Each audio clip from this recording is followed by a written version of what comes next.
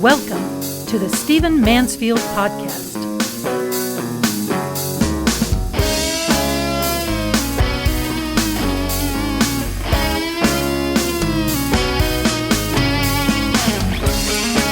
Well, welcome to the Stephen Mansfield Podcast. It's great to have you with me. As I record this, and probably as you listen, we are all grieving what's happening in the Ukraine. As everybody in the world knows, Russia decided to invade Ukraine, surrounded it with troops, about 150,000 troops, and began to invade just a few days ago. Now there have been many deaths. Kyiv has been shelled. There are disasters happening on the ground. The Russians are showing themselves to be vicious. The Ukrainians are showing themselves to be heroic. In fact, Russia has been thwarted in many of its efforts, in many of its incursions into the Ukraine, and now negotiations are underway. Vladimir Zelensky has shown himself to be a Churchill in this hour, and many of us are inspired by the heroism we're seeing in Ukraine and amongst the Ukrainian people. Now, I want to give you a little bit of the background of what is going on here. And I want to start by saying that I write and teach a great deal about the religious side of history. And I don't just do this because I'm a Christian, and I don't just do this because it's a field of study. I do it because I believe that religion is often the unrecognized influence in world events. Religion and spirituality are often there, shaping events, shaping minds, shaping hearts. And they shape events that people don't even recognize their role in. And that is certainly what is happening today in the Ukraine. There's a religious and spiritual side of what is taking place that I want to make sure that you know, so that you understand fully what's taking place, so that you understand that this will not be the only Russian incursion into the Ukraine, and you understand what's going on. And let me begin by saying we often treat tyrannical figures in history as though they're just crazy. This is often the way the Western press talks. Saddam Hussein is just nuts. He's just crazy. Vladimir Putin is just a madman, and we speak that way of these people. Now, they may in fact have mental problems for all I know, but usually we are calling them mad because we don't understand them. We don't understand what they're doing. We don't understand why they're engaging in the actions they're engaging in. And right now, this is the way the Western press is talking about Vladimir Putin, the president of Russia. He's a madman. He's a crazy man. Well, I'm certainly no defender of Putin. I got to tell you, my whole life has been oriented against the dark side of Russian history. My father was a U.S. Army officer. He was a Russian linguist. He fought against Russia during the entire Cold War. I've told you many times before, we were stationed in Berlin. He was the G2, the senior Army intelligence officer at that time.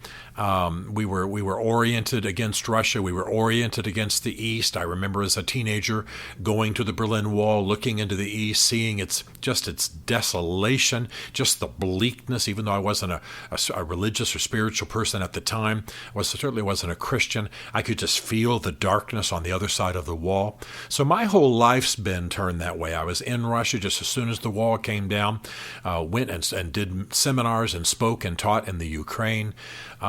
Love that part of the world, love the people, love the poetry of their soul. I even love Russian banyas, their saunas. I love it all. But I despise their horrible politics and government, despise it, as many Russians do, by the way. They've had horrible government for the last 300 years. Now, all of what I'm trying to say is that what we tend to do, because we don't understand events, is that we simply call the person at the helm of these tyrannical movements madmen. And what that does is it excuses us from having to understand what they actually are about. And I want to suggest to you that Vladimir Putin is about a certain thing. And by the way, it has a lot to do with religion. I'm not saying it's exclusively about religion. I'm also not saying he's right. I'm just saying that we don't understand him if we don't understand the religious side of Vladimir Putin. Now, Vladimir Putin was raised in a home with an atheist father and a deeply Christian mother. She had him baptized, which for men of his age, children of his age, was 50-50. No guarantee that you were going to do that. And he still carries with him the cross he was given at his baptism. He thinks about it a great deal. He considers himself a Christian. He considers himself a loyal son of the Russian Orthodox Church. Now, I'm not saying that he's committed to the person of Jesus. I'm certainly not saying he's a Christian by my definition or in any way born again. But he is committed to Christianity broadly defined. He is committed to the Russian Orthodox Church, which he probably sees mainly as a feature in his dreams for a Russian empire. Vladimir Putin believes the loss of the Soviet Union was one of the great tragedies of history.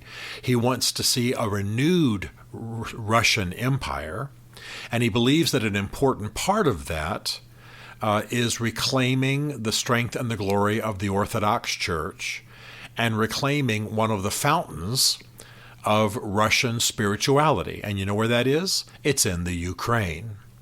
So let me give you a little bit of background history here as to why Vladimir Putin would consider the Ukraine a font of spirituality for the nation of Russia. In fact, he actually uses the phrase spiritual space and says that Russia and the Ukraine are of the same spiritual space. That's his phrase. And you can easily Google that, by the way, and you'll find it in his speeches that he makes all the time. Well, the reason he thinks that way, in order for us to understand it, we have to go back to the year 988 A.D. In 988 A.D., Christianity had moved a bit from Rome, with Rome as its main capital, and there was also a Christian center, a Christian, I would call it even a civilization, called Byzantium, and its capital city was Constantinople. Today we call that Istanbul. Well, in Constantinople, there was a big, beautiful cathedral called Hagia Sophia, Church of Holy Wisdom. It's still there to this day, although now, under Erdogan, the crazy man who rules, I know I just violated my own principle, but Erdogan is a little nuts, who rules Turkey, it is now a mosque. But in 988, it was a cathedral of Christian worship.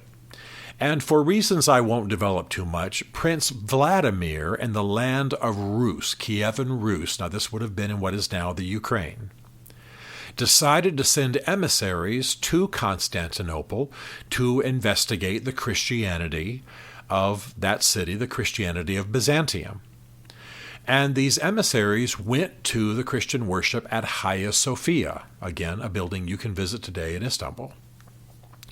When they returned to report to Prince Vladimir in Kievan Rus, the land of Rus, R-U-S, they said, while we were there, we did not know whether we were in heaven or on earth. So glorious was the worship in that place. Well, in a massive and historic move, Prince Vladimir converted his entire nation, the land of Rus, to Christianity. In fact, they had mass baptisms at the time, which are well known in that part of the world, well known in Russia. Well, this move to Christianity, this acceptance of Byzantine Christianity, flourished and grew and thrived in that land, and influence the broader of what we now call Russia, not just Kievan Rus, which is obviously near the what we now speak of as Kiev, or Kyiv is the better way to say it. Ukrainians would say Kyiv, and that's why we honor them by saying that Kiev is the Russian way to say it. But not only did Christianity flourish in the ancient land of Rus, what is now the Ukraine, but it poured into what we now think of as Russia proper. So the font of Russian Christianity was in the Ukraine. All right, this is very, very important for us to understand. In fact, and I think that this had deep roots. I think this was of impact. This is not just the way Vladimir Putin thinks.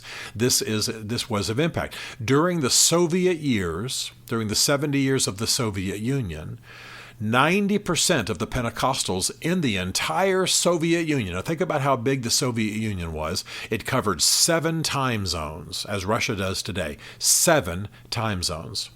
But 90% of its Pentecostals were in Ukraine, When I went into the Ukraine shortly after the Soviet Union dissolved and the walls came down in Berlin and so on, I'm telling you, it was unbelievable. I had traveled extensively in Russia as well as in Ukraine, and the feel was different. The people were different. Spirituality was different. I was doing seminars on Christianity for massive crowds. It was really amazing, and the feel was very different than in Russia, Moscow, St. Petersburg, these other places where I spoke. So all of this to say, there's definitely a different feel there. When you combine that with the natural resources, the Ukraine was the breadbasket of the Soviet Union. It's got unbelievably fertile land. And given, by the way, that the temperature is so moderate, they actually can have 2 harvests. They can do 2 wheat harvests a year because the soil is so rich and the temperature is so warm.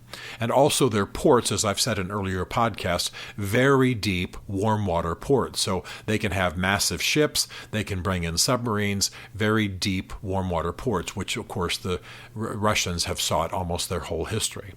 Now, all of this to say, I'm not saying he's right about this, but Vladimir Putin intends to restore the Russian Empire. And he's enough of a religiously aware man, learned enough of religion from his mother, is enough devoted to the Russian Orthodox Church, and recognizes the value of spiritual forces to some degree, even though he's a bloody tyrant with most of his leadership. He believes that in order for the Russian Empire to be restored, he's got to have the Ukraine, the ancient land of Rus, reunited in this, quote, spiritual space, unquote, that the Ukraine and Russia are together. Now, I'm certainly not sitting here as an apologist for Vladimir Putin. I'm certainly not saying that he is invading the Ukraine as I speak, largely for religious purposes or because he's a Christian. That you know that's not what I'm saying. But I'm saying we're foolish to think of people like Vladimir Putin just as madmen, just as crazy men, just as demonized people, if we believe in demons, or people who are mentally ill. They wouldn't have gotten where they got. They wouldn't have consolidated the power they've consolidated if they were just nuts. Saddam Hussein wasn't, Stalin wasn't, Lenin wasn't. I could go on and on and on. So what we need to understand is that mixed into Vladimir Putin's dreams of power is a recognition, an understanding, a perspective on spirituality. He considers himself a Christian. He considers himself a champion of the Orthodox Church. He considers himself a modern advocate for the move to Christianity that occurred in 988 in the ancient land of Rus. And he believes that the Ukraine and Russia proper must be of the same spiritual space in order for the empire of Russia to be restored, which is what he is about. And that's why he is doing much of what he's doing. Now, he absolutely has tyrannical desires. He's absolutely about wealth. He's absolutely about currying favor with Russian oligarchs. He's absolutely about making himself wealthy. I mean, there are all those corrupt, dictatorial kinds of motivations in him.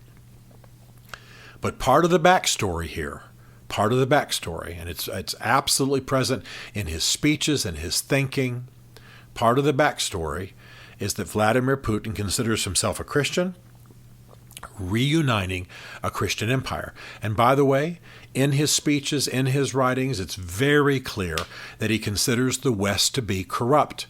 He considers the West to be perverted. He considers to be the West to be a land, and I'm using his language, by the way, as it's translated from Russian, a land of queers, a land of gays, a land of perverts, a land of homosexuals, which, by the way, is almost just shy of being illegal in Russia, and homosexuals are absolutely persecuted in Russia. My point being that he believes he's on a bit of a crusade. Now, many of you will hear this and think, Mansfield, it's like you're trying to be a Christian apologist for this guy just because you're a Christian and you're a student of the religious side of history. No, I'm no apologist for Vladimir Putin. I'm one step away from going to the Ukraine and picking up a weapon myself. I believe in the holy cause of the Ukrainian people. I am moved by Zelensky. I'm moved by the fact where Ukrainians are pouring in from Europe back into Ukraine to fight for their homeland. I'm moved by the fact that grandmas are making Molotov off cocktails, and that a farmer actually attached a Russian tank to his tractor and hauled it off into the field, basically stole the Russian tank. I mean, the stories coming out of that land are amazing and inspiring, and I believe in their cause, and I believe that the Russian cause in this matter is evil. Though the Russian people I don't consider to be evil. I have a great love for the Russian people. In fact, Russian was spoken in my home when I was growing up. My father was a Russian linguist, and we didn't ask for the passing of the milk. We would say, "Molaka, pожалуйста." We would not say thank you for passing the butter. We would say spasiba. We just picked up my father's Russian in the home. I have a great love for Russian people, Russian literature, Russian film. But I'm saying that Vladimir Putin is trying to accomplish a religious vision in part. And this is behind the headlines we are reading. And this is why a merely negotiated settlement, this is why merely taking a few territories like Donbass, this is why just having control of certain fringe territories, or what we might call counties, is not going to be enough for him. He's trying to reunite a Russian empire that is one spiritual space with the Ukraine.